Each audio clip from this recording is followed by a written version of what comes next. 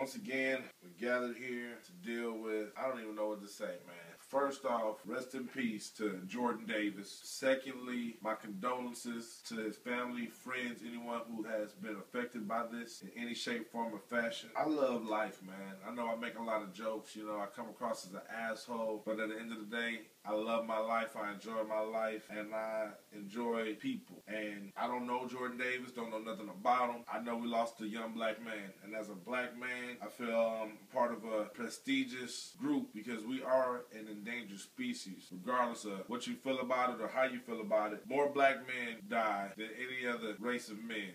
You know, especially at the hands of violence, you know what I'm saying? So to put it in perspective. But this is crazy, man. Everyone's familiar with the Trayvon Martin and the George Zimmerman situation. And right now, we still don't have justice for that either. It's in the process, but I use that word very, very loosely because there could never be any justice when there is a loss of life, in my opinion. I'm not saying this is the new Trayvon Martin or anything like that. I know there's going to be a lot of people that's going to take that position. I don't feel that that is what is the case. I mean, I don't want to minimize what happened to Trayvon Martin or minimize what has happened to this young man. At the end of the day, they're both young black men. They both were murdered by armed men when they were unarmed. Regardless, we can take race out of the equation. These are children that were killed by adults. These are unarmed children who were killed by adults. And this right here is some bullshit, man. I mean, for those of you who are not familiar with the story of what is taking place, I advise you to get your own information and not just rely on me as your source, but I will go ahead and give it to you from my perspective. You got a 17-year-old teenager riding around with some of his friends, riding an SUV. They stop at a convenience store. They're doing what kids do. Loud music is playing. Then you have, I believe his name is Michael Dunn. He pulls up next to the children, and he doesn't like the music they're playing, or it's too loud. They get into a verbal spat over the music. Being young black kids, not even going to make any negative stereotypes, but it probably was some mouthy teenager shit going off, or whatever. He takes it upon himself, him being Michael Dunn, takes it upon himself to pull out his firearm and discharge his weapon 8 to 9 times in the vehicle as the vehicle is in reverse trying to leave. These children were not armed. Michael Dunn is claiming he felt his life was in danger. Stand your ground law. Get the fuck out of here, bro. That's bullshit. How the fuck? I'm tired of motherfuckers standing their ground when only one person has a gun. You know what I'm saying? I mean, no weapon was pulled on you. And my whole thing is, if it's a car full of young niggas and you was a middle-aged white dude and you're really scared, you need to do what the fuck middle-aged white people should do.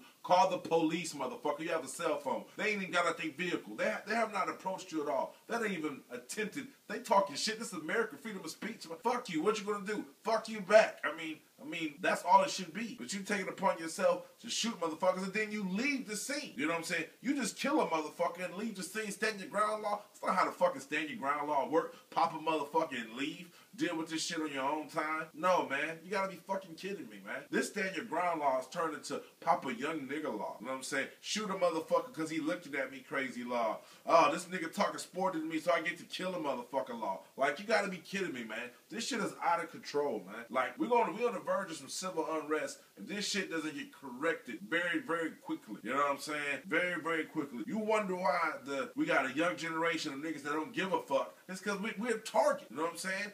We getting exterminated at an astonishing fucking rate, and we're aware of it. You wouldn't give a fuck either if you knew that you got a ticking motherfucking life. You know what I'm saying? The clock is ticking constantly, and you can get popped for disrespecting someone or retaliating with someone that's disrespecting you verbally by a middle-aged person. Not gang-related. This ain't no gang beef. This ain't no hood shit. I mean, what happened to leading by example? Why the fuck is you even arguing with a kid? If it's that serious, call the police or go to another convenience store. You have that option. You know what I'm saying? I mean, this shit is crazy, man. I mean, I don't know what to say, man. I can go on and on and on. Of course, we want justice. What the fuck ever. I mean, what we want, we can't have. We want for this shit to not have happened. But what we want is for the people to realize, man, that the value of human life, man, is so much more than we're giving it credit for, man. Regardless of your race, creed, sexual preference, or whatever, man. You got a right to live your life, man. And nobody should be shooting motherfuckers over words, man. I'm all for it. I can almost understand that these 3 teenagers got out the car in advance of you. You're nervous or whatever, but none of that happened. None of that happened. Only thing that happened is a difference of a point of view that led to a cold-blood murdering and the leaving of a crime scene. He's being held without bond, you know, so hopefully this thing will run its course. Low expectations there. We're going to definitely be as optimistic as we possibly can be. I'm going to honor his mother's request. Many of y'all may not be aware, but his mother has said she don't want this to be labeled as a hate crime. She don't want this because it wasn't. She doesn't see it as a hate crime. It's a cold blood fucking murder. It ain't a hate crime. You know what I'm saying? I mean, she doesn't want that. I don't know if Michael Dunn is a racist or whatever. I'm not gonna call it a hate crime. I'm gonna call it fuck up. You know what I'm saying? And it's just crazy, man. Rest in peace, young soldier. Michael Dunn, man. May God be with you, bro. I mean, praying for you too. Real shit. Praying for you too. I'm gonna leave it at that, man. This is Deezil Greezil once again, giving you my point of view. That's all it is, man. Take it or leave it. I'm out.